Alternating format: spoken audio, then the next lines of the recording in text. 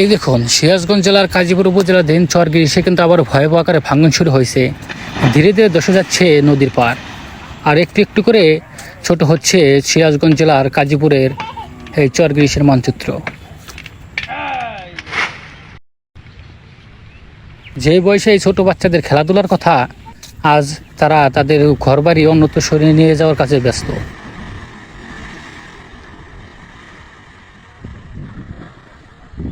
নদী ভাঙ্গনের কবলে পড়ে মানুষজন তড়িঘড়ি করে হাতের কাছে যা পাচ্ছে তাই তারা অন্যত্র সরিয়ে নিয়ে যাচ্ছে।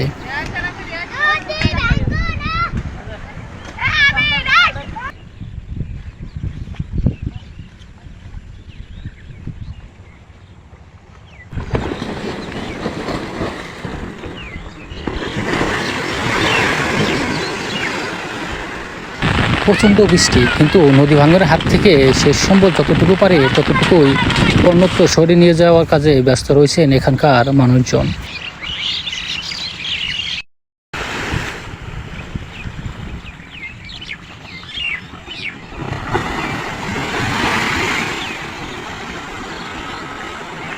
যখন এখানে ভয়াবহ আকারে ভাঙন শুরু হয়, তখন ঘরের আসবাবপত্র অন্যত্র সরিয়ে নিয়ে যাওয়ার মতো সময় পাওয়া যায় না।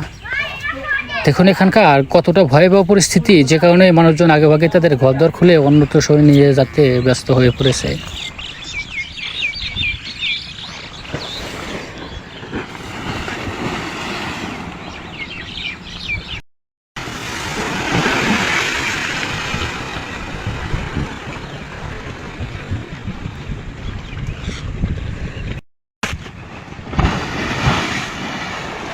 যদি প্রতিনিয়ত এভাবে ভাঙন হতে থাকে, তাহলে একসময় চরগিরিশের যে অঞ্চলটি রয়েছে সেই অঞ্চলটি সিরাজগঞ্জের মানচিত্র থেকে চিরতরে বিলুপ্ত হয়ে যাবে।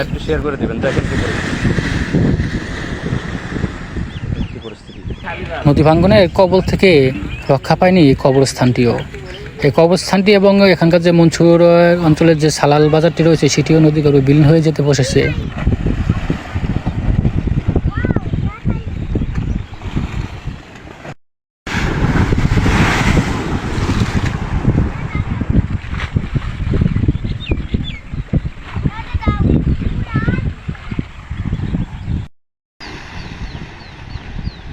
আর এই সালাল বাজারের সাথে রয়েছে সালাল বাজারের আর এই চরগিরিশের যে একটি প্রাথমিক বিদ্যালয় আছে সেটিও কিন্তু নদীগর্ভে বিলীন হয়ে যেতে পারে।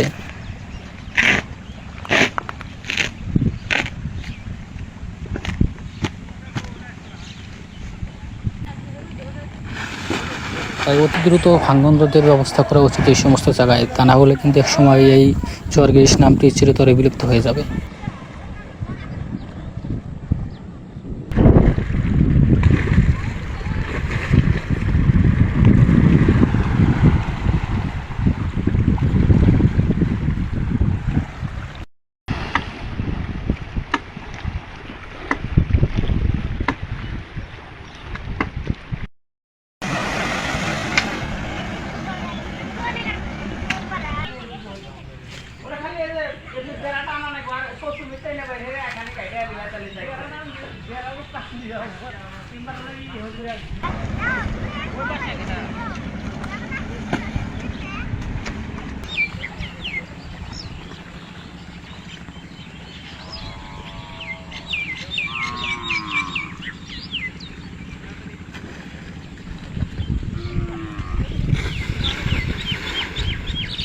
যেদিকে তাকায় সেদিকে শুধু ভাঙ্গন আর ভাঙ্গন, ভাঙ্গন ছাড়া যেন আর কিছুই নেই এই চরগিরিশে।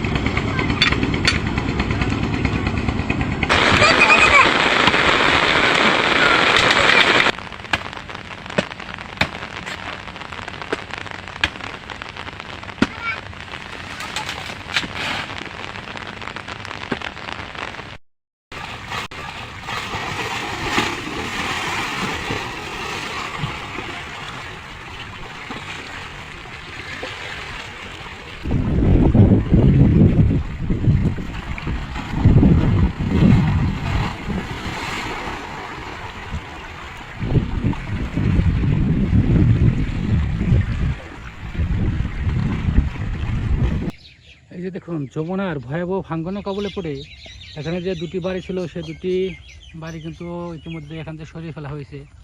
কারণ গতকালকে এখানে যে পরিমাণে ভাঙন হয়েছে, তাতে এখানে তাদের আর থাকার মতো কোনো প্রকার পরিবেশ ছিল না। কারণ এখানে কখনো দিনে ভাঙন হয়, কখনো রাতে। যদি এখানে রাতে ভাঙন হয়, তাহলে মানুষজন আর কোনো কিছু অন্যত্র সরিয়ে নিয়ে যাওয়ার মতো একটুও সময় থাকে না। এখানে একটি ঘরে, এখানে ঘরের চাল যে রয়েছে সেটা এখানে রয়ে গিয়েছে। এখানে গত 1 মাস যাবৎ প্রচুর পরিমাণে ভাঙ্গনের পরেও কিন্তু এখনও এখানে কোনো প্রকার ভাতের কাজ তো করা হয়নি। এমনকি এক টুকরো বা একটি বস্তা যে জিও ব্যাগ ফেলানো হবে, সেটাও ফেলা হয়নি। এখন এটা আমরা সরকারি গাফিলতি করবো নাকি যারা তাদেরকে এখানে দায়িত্ব দেওয়া হয়েছে তাদের ব্যর্থতা, নাকি এখানে যোগাযোগ বিচ্ছিন্নতার কারণে হচ্ছে, নাকি অবহেলার কারণে হচ্ছে, সেটা এখন বোঝাটা বড়ই মুশকিল।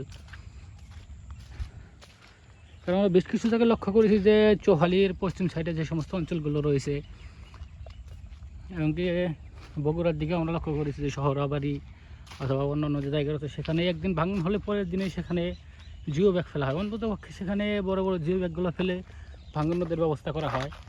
কিন্তু এখানে গত 1 মাস যাবত এখানে প্রচুর পরিমাণে ভাঙন হয়েছে। দেখুন, এখান থেকে যতদূর পর্যন্ত দেখা যায় সম্পূর্ণ জায়গায় শুধু ভাঙন আর ভাঙন। তারপরে কিন্তু এখানে এখনও পর্যন্ত 1 বস্তা যে জিও ব্যাগ ফেলাবে সেটাও ফেলায়নি।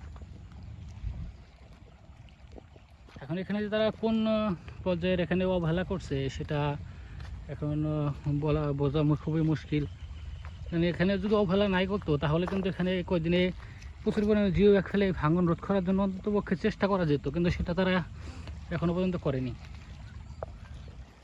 এই দেখুন, এখানে একটি বাড়ি ছিল, সেই বাড়িটি কিন্তু এখান থেকে ভেঙে নিয়ে যাওয়া হয়েছে। কারণ গতকালকে এখানে দেখুন কতটা জায়গা ঘোনা দিয়ে ভেঙেছে। এখানে অনেকটা জায়গা গতকালকে ভেঙে যাওয়ার কারণে এই বাড়িটি তৈরি করে এখান থেকে সরিয়ে নিয়ে যাওয়া হয়েছে। এই দেখুন, চলে গিয়েছে বাড়ির লোকজন, কিন্তু এখানে যে কত বিক্ষত চিহ্নগুলো, সেগুলো দেখলেই বোঝা যায় এখানে যাদের বাড়ি ছিল তাদের কতটা কষ্টের বিনিময়ে এই বাড়িটা তার গড়েছিল, আর সেটা এখন একদম নিস্তব্ধতার মধ্যে পড়ে রয়েছে। আসলে নদী পাড়ের কষ্টে যে কতটা কষ্ট, সেটা একমাত্র নদী পাড়ের মানুষজনই বুঝতে পারে।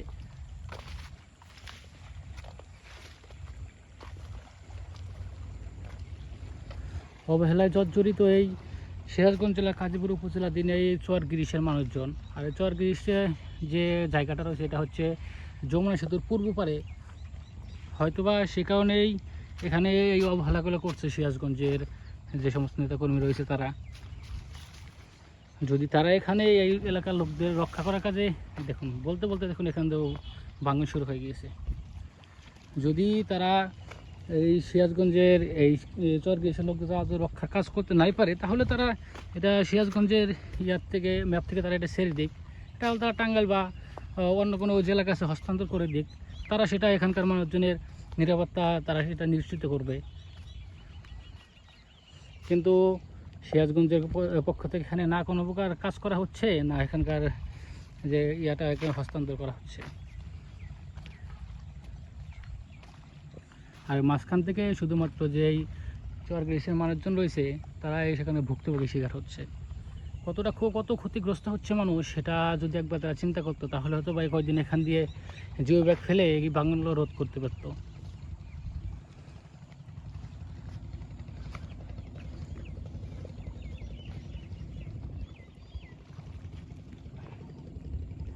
এই দেখুন ভাঙনের ভয়াবহতা।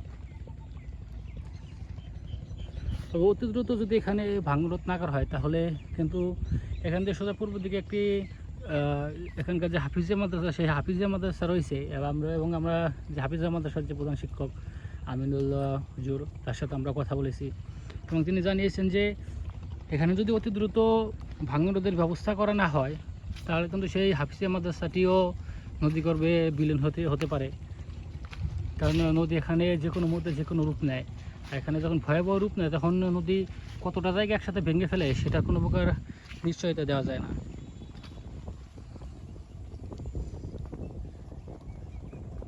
তাই অতি দ্রুত এই সমস্ত জায়গাগুলো যে রয়েছে, চর গিরিশে যে সমস্ত জায়গায় ভাঙন হয়েছে, সমস্ত জায়গায় অতি দ্রুত এখানে জিও ব্যাগ ফেলা হোক, যাতে এখানকার যে অসহায় মানুষগুলো রয়েছে তারা কিছুটা হলেও নিস্তার পায় এই ভাঙনের হাত থেকে।